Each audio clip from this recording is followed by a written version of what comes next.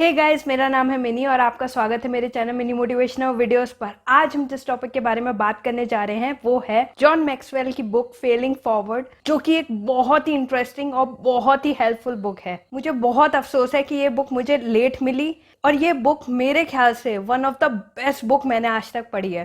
Because इस book से मुझे इतना बेनिफिट हुआ, मेरी थिंकिंग और मेरा परसेप्शन इतना चेंज हुआ, तो मैंने सोचा आप लोगों के लिए भी ये बुक उतनी ही इंपॉर्टेंट है और ये डिस्कस करना और मुझे आपको वीडियो में बताना बहुत इंपॉर्टेंट लगा। बिकॉज इस बुक के अगर कुछ लेसन समझ लिए ना तो लाइफ बहुत ही अमेजिंग हो सकती है। और अब ये बुक मेरी लिस्ट में नंबर 1 पे शामिल हो चुकी है।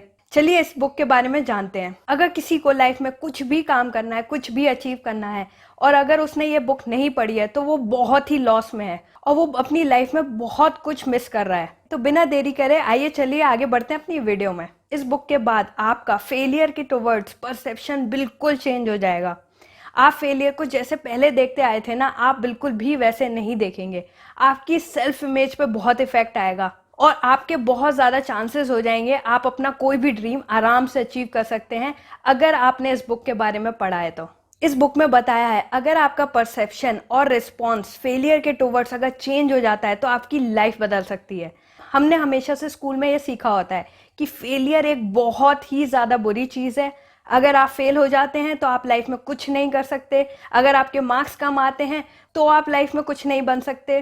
तो इस तरीके की टीचिंग्स हमें स्कूल में दी गई हैं, तो हम लगातार कहीं ना कहीं बिना फेल हुए हर क्लास पास कर जाते हैं। जो वो चीज़ नहीं सीखते हैं पास करने के बाद, वो ये नहीं सीखते हैं कि लाइफ हमेशा फेल और पास पे डिपेंड नहीं करती है। हमें स्कूल में इतना फियर डेवलप कर दिया जाता है फेलियर के टुवर्ड्स कि हम डर जाते हैं। अगर स्कूल्स इतने ही सही होते ना तो इतने सारे सक्सेसफुल एग्जाम्पल्स जो कॉलेज ड्रॉप आउट, जो स्कूल ड्रॉप आउट्स हैं, वो नहीं होते। इससे मुझे एक एग्जाम्पल याद आया।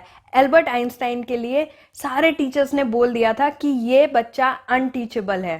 तो अगर एल्बर्ट आइंस्टाइन अपने आप को वहीं पे ही फेलियर समझ लेते बिकॉज उनके कुछ टीचरों ने ऐसा सोचा कि वो फेलियर हैं, उनको समझ नहीं आता, वो पढ़ाई में कुछ नहीं कर सकते, तो वो आज इतने बड़े साइंटिस्ट ना होते और इतने बड़े बड़े इन्वेंशंस ना किए होते लाइफ में। तो प्लीज़ अपना स्कूल के हिसाब से परसेप्शन छोड़ दीजिए। जो आपने बचपन में देखा सीखा उसे आप भूल जाइए। फेलियर को आपको एक नए नज़रिए से देखना सीखना होगा। चलिए इस बुक के कुछ इंपॉर्टेंट पॉइंट्स डिस्कस करते हैं और मैं थोड़े में ही आपको मैक्सिमम इन्फॉर्मेशन देने की कोशिश करूंगी। जॉन मैक्सवेल ने बताया है कि 6 थिंग्स फेलियर इज नॉट, कि फेलियर क्या चीज नहीं है। चलिए आइए जानते हैं एक एक करके। Number 1, failure is avoidable, it's not. That means हम फेलियर को अवॉइड कर सकते हैं लाइफ में। अगर आप ऐसा सोचते हैं तो ऐसा नहीं है। फेलियर्स तो लाइफ में आते ही आते हैं, किसी को ज़्यादा आते हैं, किसी को कम फेलियर्स देखने को मिलते हैं, बट फेलियर्स एक अनअवॉइडेबल पार्ट है आपकी लाइफ का। तो ये बात आप जितनी जल्दी अपने अंदर डाइजेस्ट कर लेंगे उतना ही अच्छा होगा और उससे भागना छोड़ देंगे तो आपकी लाइफ बहुत बदल जाएगी। Second, failure is event, it's not.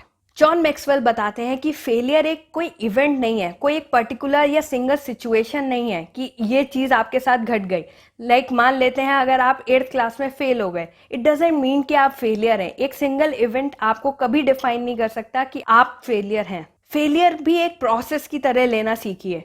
जैसे कि सक्सेसफुल लोग ये बताते हैं कि सक्सेस कोई एक डेस्टिनेशन नहीं है, कि एक पॉइंट नहीं है लाइफ का, वो एक प्रोसेस है। काफ़ी सारी सक्सेस होती हैं। ऐसे ही फेलियर कोई एक इवेंट नहीं है या फिर कुछ इवेंट्स नहीं है। अगर आप कुछ इवेंट्स फेल भी हो जाते हैं, दैट इज़ फाइन, और इसको भी डील करने के तरीके हैं, ना कि उससे अपनी सेल्फ इमेज बनाना एक अच्छा आइडिया है। तो फेलियर भी एक प्रोसेस की तरह लीजिए कि लगातार जब तक आप अपने डेथ बेड तक नहीं आ जाते तब तक आप एज अ फेलियर नहीं कहला सकते। Third, failure is objective, it's not. John Maxwell ने बताया है कि अगर आप सोचते हैं कि एक फेलियर एक ऑब्जेक्टिव टर्म है, नहीं, ये एक सब्जेक्टिव टर्म है। जो भी इंसान अपने दिमाग में उसे किस तरीके से लेता है, उसको अपने अंदर किस तरीके से लाता है, वही उसके फेलियर को डिसाइड करता है। फेलियर से ना हमें कुछ सीखना चाहिए। फेलियर्स में आपको एक मिस्टेक की तरह लेना चाहिए जो कि आपको इम्प्रूव करनी है। It's simple as that. अगर आप जैसे कि एक एग्जाम्पल लेते हैं, अगर एक बच्चा वॉक करना जब सीखता है, चलना सीखता है, और उस बच्चे ने अगर एक बार चलने के बाद बोल दिया कि अरे ये मेरे बस की बात नहीं है, मैं एक एज अ फेलियर हूँ और मुझसे वॉक नहीं हो सकती, मैं चल नहीं सकता, तो आपको लगता है दुनिया में कोई भी इंसान चल पाएगा? नहीं ना।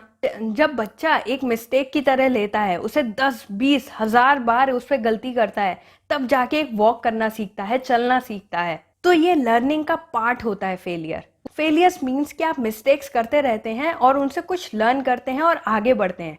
फेलिंग फॉरवर्ड का मतलब ही यही है बुक का, कि आप फेल होते हैं, दैट मीन्स आप मिस्टेक करते हैं, और फॉरवर्ड मीन्स अगर आप फेल होने के बाद उस मिस्टेक से क्या लर्न करते हैं और उसके बाद क्या एक्शंस लेते हैं, वही डिसाइड करेगा कि लाइफ में आप आगे तक कहाँ तक जाएंगे। तो फेलिंग फॉरवर्ड मीन्स आप गिर रहे हैं और उसके बाद आगे की तरफ गिर रहे हैं। कुछ लोग क्या होता है, मिस्टेक करी और वहीं के वहीं रुक जाते हैं, मतलब अपने आप को फेलियर मान लेते हैं और उसके बाद कुछ करना नहीं चाहते और ये सोच लेते हैं, अपनी एक सेल्फ इमेज बना लेते हैं, यार हम तो बहुत बेकार हैं, हमसे लाइफ में कुछ नहीं होगा, और इस चक्कर में वो कुछ नया भी ट्राई नहीं करते और कुछ करते ही नहीं है। दैट मीन्स कि वो ट्रू फेलियर है। अगर आप अपने फेलियर के परसेप्शन को नहीं बदलते हैं और उसे एक एज अ मिस्टेक नहीं लेते हैं और उससे सीख के कुछ आगे नहीं बढ़ते हैं, तब तक आप फेलियर हैं। बट अगर आप ये सब सीख जाते हैं तो आप डेफिनेटली सक्सेस की तरफ बढ़ सकते हैं। Fourth, failure is a enemy, it's not. अगर आप सोचते हैं कि फेलियर आपका एक एनिमी है तो आप बहुत बड़ी गलत फहमी में हैं। फेलियर आपका फ्रेंड भी हो सकता है, बिकॉज आज तक जितने भी बड़े इन्वेंशंस हुए और जितने भी सक्सेसफुल लोग हैं वो बहुत ज़्यादा बार फेल हुए हैं, तब जाके वो उस पोजीशन पे हैं। तो आप ये सोचने की गलती ना करें कि फेलियर एक एनिमी की तरह है और उसे अपने एक फ्रेंड की तरह लीजिए, कि आप कोई भी नया काम करते हैं तो आप उसमें मिस्टेक करते हैं और मिस्टेक से लर्न करते हैं। दैट मीन्स कि वो आपके एक फ्रेंड की तरह है। Fifth, failure is irreversible, it's not. अगर आप लोग ये सोचते हैं कि फेलियर एक इरिवर्सिबल टर्म है, कि अगर आप एक बार फेल हो जाते हैं तो आप रिवर्स में नहीं जा सकते हैं, रिवर्स में जाके ठीक नहीं कर सकते हैं, ऐसा बिल्कुल भी नहीं है। अगर आपसे कोई मिस्टेक होती है तो आप उसे सही कर सकते हैं। उस इरिवर्सिबल कॉन्सेप्ट को आप अपने दिमाग से बदलिए। आप किसी भी चीज़ में फेल होते हैं तो आप वापस से उसको सही कर सकते हैं। Sixth, failure is final, it's not.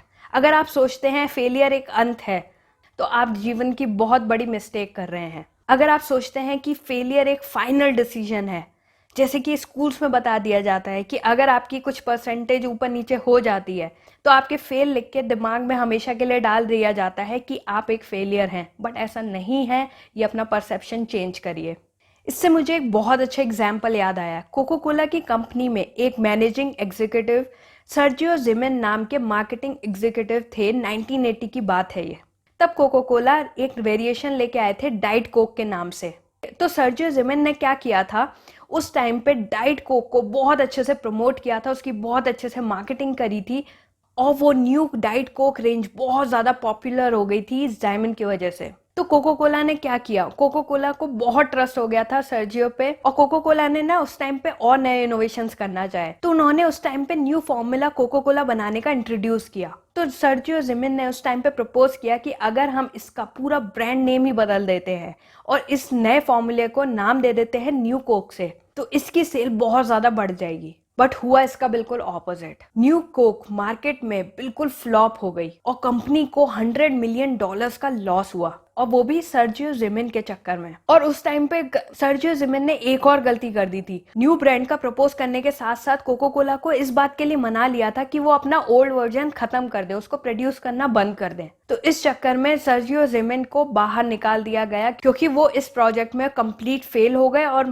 Company को $100 मिलियन का लॉस हुआ। फिर कोको कोला ने क्या डिसाइड किया, उन्होंने एक नया अपना वापस से कोको कोला क्लासिक निकाला, और वो पिछले वाले कोको कोला से भी बिगेस्ट हिट रहा और उसकी सक्सेस कई गुना ज्यादा थी पुरानी कोको कोला से। तब कोको कोला के चेयरमैन ने रॉबर्टो ने वापस से 1993 में सर्जियो जिमेन को वापस से अपनी कंपनी में रखा, बिकॉज उनका मानना था, अगर पहली तो बात, जिमेन बहुत ही डेयरिंग थे जो उन्होंने इतना बड़ा काम किया, और उन चेयरमैन के हिसाब से अगर कुछ गलत हो भी जाता है, अगर वो एक एज अ फेलियर इमर्ज भी होते हैं, that was just a mistake. It means कि अब उन्हें बहुत ज़्यादा एक्सपीरियंस है बाकी लोगों से, इसीलिए उनको रीहायर किया गया। जो फेलियर के बाद उभरते हैं और जो फेलियर से अपना सीखते हैं, उन पे ज्यादा ट्रस्ट था कोको कोला के चेयरमैन को। तो यहीं से प्रूव होता है कि अगर आप अपने फेलियर से कुछ सीखते हैं, और फेलियर के बाद जरूरी नहीं है कि हर चीज बर्बाद ही हो, उससे कुछ बहुत अच्छा निकल के भी आ सकता है। until and unless आप उससे कुछ लर्न करते हैं। तो इसी के साथ मेरा वीडियो खत्म होता है। अगर आपको ये वीडियो पसंद आया हो तो please hit the like button and do subscribe my channel. अगर आप सब्सक्राइब करेंगे इससे मेरी बहुत हेल्प होगी। प्लीज यार अपने दोस्तों के साथ भी शेयर कर देना व्हाट्सएप फेसबुक ग्रुप्स में। And thank you for watching.